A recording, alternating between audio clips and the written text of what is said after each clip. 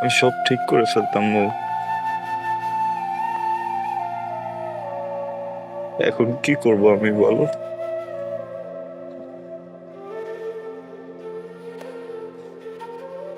আমাকে তোমার মামা বলছে এখান থেকে চলে যাওয়ার জন্য মৌ। আমাকে এখানে নাকি থাকতে দিবে না। কি করব বলো না, আমার না যেতে ইচ্ছা করতেছে না মৌ।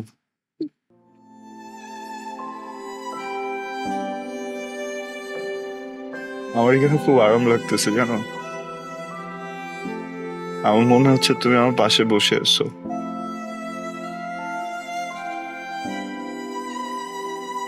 আচ্ছা,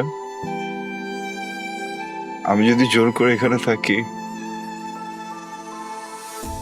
আমি যদি তোমার মামার সাথে চিল্লাচিল্লি করি, তুমি কি খুব